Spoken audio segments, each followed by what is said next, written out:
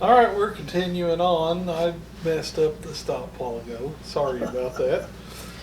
But yeah, we were working, and Dad in the hospital. And what was really neat was if we had troubles with the combine, Frank Glass would come and help us and fix and work.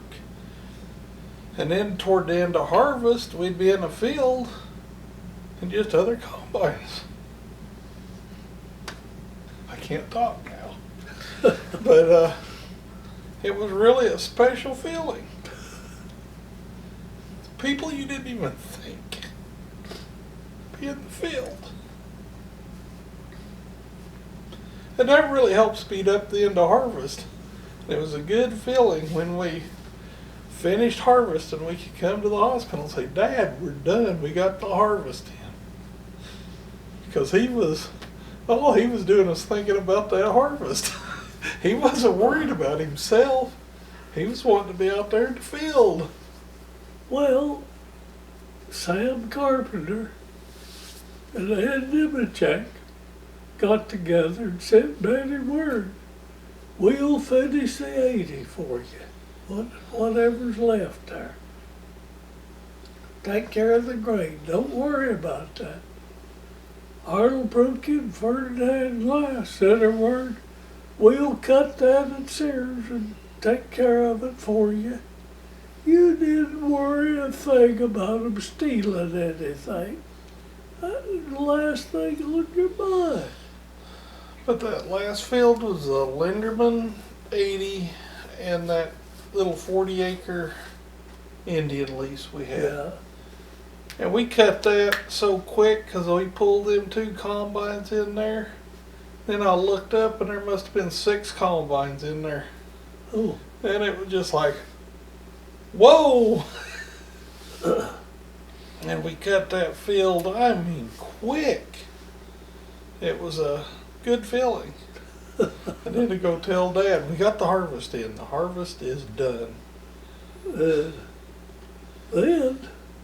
when I got out of the hospital just as they was finishing up. And Orla, Rod, and I, we had 2 discs. Yeah, we had the offset and then that little tandem disc for the 40-20. And got on the ground of our desk. And then I had a doctor appointment. Went back and he took more x-rays. He said that one stone, they've saved my left kidney. And then that stone can move down and shut you off again. We need to get it. So he made a time for an appointment. But I needed that surgery. Well, there I had a bunch of plowing to do. And I didn't know what to do. So was you with me when I went and talked to Bob and Earl? I don't remember that. They were at the corner of the Blue Place.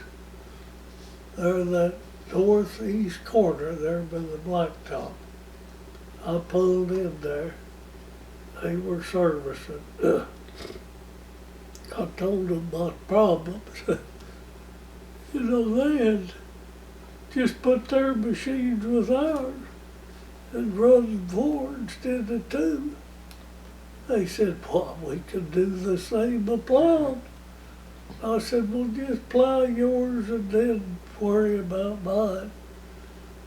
They both just got their finger in my face and said, we're boss of this, not you. Don't you go to giving orders. We'll start on one side and come through. If we're plowing yours, plowing Bob's, plowing Earl's, it don't matter. We'll take them as we come to them. But you're not the boss. And I broke down and cried. And Bob was good to work for. I mean, I loved working with Bob. Bob kind of liked working with me. We ripped that Ford had a 6-bottom plow, and I don't know what we did, but we ripped the tail wheel assembly clear off the plow. Oh no. And me and Bob went over to Earl's house in that little shop, that open shed shop of his, and we cut, we fabricated, we welded, and by golly, by the end of the day, we had that plow back a going. And I was helping Bob, and Bob was like, boy, I wish Bobby Jean could do this. By golly, Bobby Jean can't think ahead and stuff. He said, you're looking at what I'm doing and you're getting stuff. Gosh, we worked for quite a while in that old, I didn't know you could do so much in an old open shed, dirt floor shop. Or did it have concrete in that little? I don't remember. I don't remember either. But we got the plow put back together and had it back going by the end of the day. But Claire Osborne, when they plowed Sears, he said when they started coming by my field, I thought them tractors never was gonna quit coming by. And Dick Sullins came with his Steiger. That was at Maureen's 80 when Yeah, Dick they Sullins was going from Sears to the 80. Yeah. And Claire lived about halfway between. And, But yeah, that 80 was amazing because there were terraces up north towards one end of it, but the bottom end there was a big section of just flat field. About a half a mile run, and then you had a quarter mile and up, and then we had a waterway.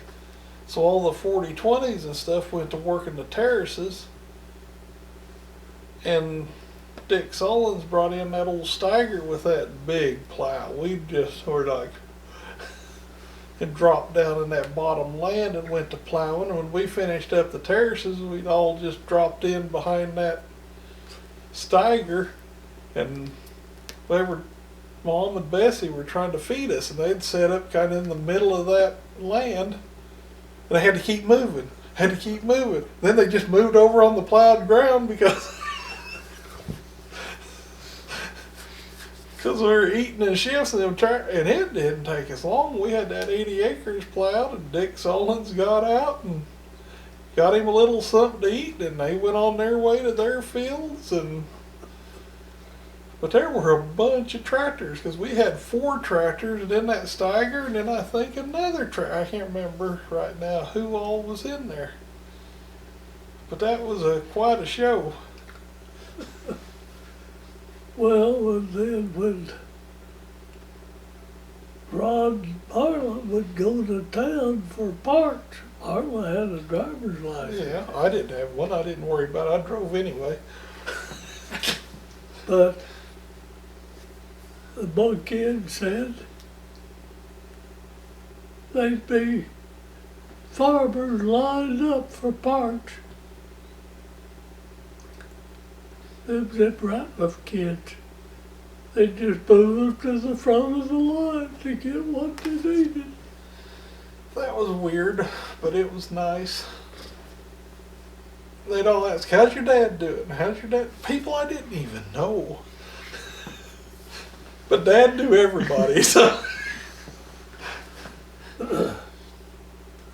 And it was quite a summer twisted. Oh my. But then when he done my second surgery, got in there, when I woke up from the surgery, there was the doctor standing astraddle of me on some kind of a hard table. I didn't know where I was or what, and I couldn't make sense of nothing. And he got in there and missed the stone and couldn't find it. And he had me on the x-ray table trying to find that stone. And he was up there with a strap under me, moving me to take the right pictures. But the thing that I thought was really neat, Dad wasn't supposed to drive. So I got to be his chauffeur. We'd go to Ponca City, Perry, Yeah, I did not have a license at all. But I was driving Dad everywhere. well, and two, I had to have a shot for some kind every day. Oh God, I I forgot bet he about would this. do it. He would have, but I wouldn't let him. So, Jessie Lee, my cousin's wife, lived across the creek south of us, about 3 miles. And she had said, well, I give myself shots all the time. I could do it. So they put it in the cheek of my rear. So I got over there and dropped my drawers. She just throwed her head back and wah, wah, wah. Well, what's so funny about my bare behind? Them nurses down there, of course, I'd gotten pretty well acquainted. They'd put an ought on one cheek and an X on the other one, place to give the shot. Well, I think one cheek they had drawn targets, and the other one they put little X's. So Jessie Lee thought that was pretty funny. Of course, I thought it was pretty funny too, because I had to run and look. But she'd give me a shot every morning. Ron would have to take me down there. But then he put me on a special diet to, I had to eat beans, something else. I just remember a pot of beans every day. Yeah, that's Okay. what I ate day after day was beans. You kind of get tired of beans. But that stone started deteriorating. Oh, he was so happy about that. But then it quit. So I finally went back to eating something else. But beans will keep you alive. You know, we were a rather erratic family at that point.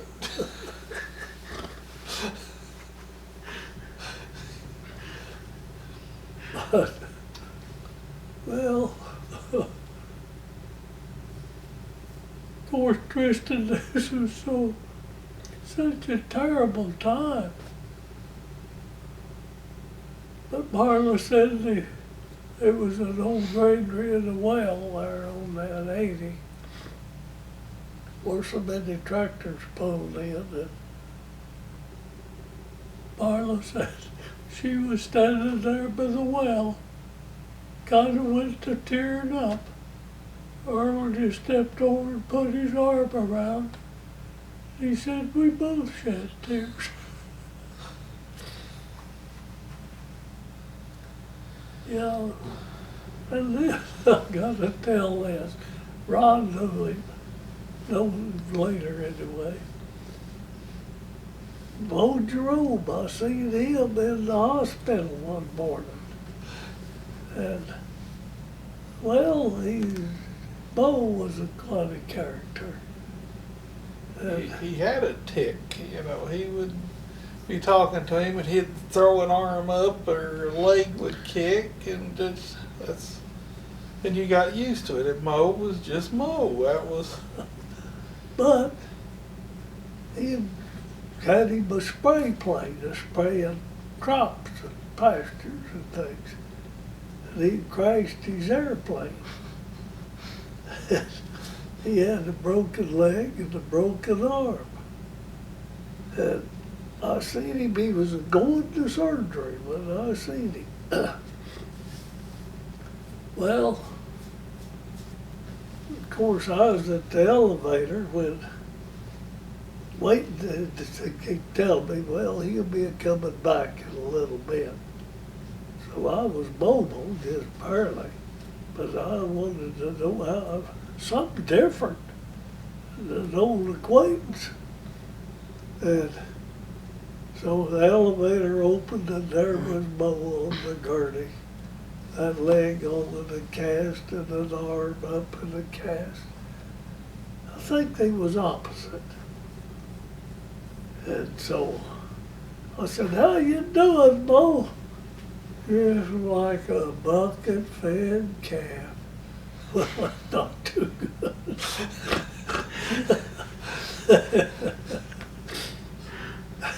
Every bucket-fed calf would get pot-bellied. But they'd outgrow it eventually. So the next day, I make it into Mo's room. How you doing, Mo? Oh, right. I'm glad to see you.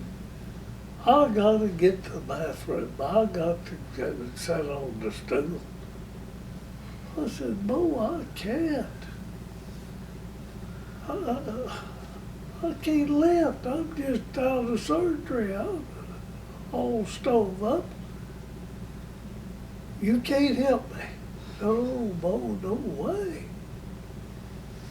Well, get that roll of toilet paper. Wrap that rail. I told him, I said, the nurses will put you on a bed pad. You use that. Well, how'll I get cleaned? I said, they'll clean you. That's when he said, just wrap that rail with that toilet paper and I'll slide down. I got to take, and it hurt to laugh. I had to get out of that. Mo thought sure I was selling him down the river. Well, Mo was a guy, when I worked at John Deere in the summers, you always loved it when Mo come in because he's always full of stories, full of talk. And you just liked Mo. You did. Everybody liked Mo. But he remodeled his house, and it's right by the highway.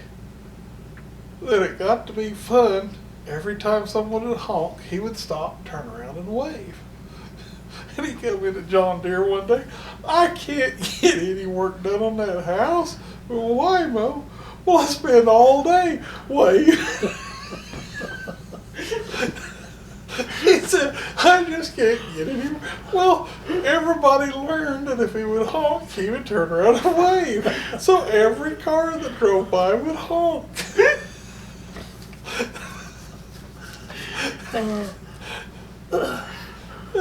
He said, I can't get it. He said, I spent all day just waving at all these cars. Well, when I first began to hear about Mo, I didn't know him. He bought that place north of Perry, right there on the highway. Good farm, back bare bottom. And Herman Hammond, another neighbor, and well, there was 4 of them, or 5 of them, I believe, went somewhere to a horse sale. Mo was breaking horses to ride. They was buying horses. And they got Herman in the back seat in the middle. And Herman was on the side he threw the arm, and he'd stomp his foot. Herman said, whenever we stopped, I seen that I was in a different position from Mo. We put Mo on the outside. So he said he about stomped me to death. Oh, Mo was a character. But, well, it's about woe time again, isn't it?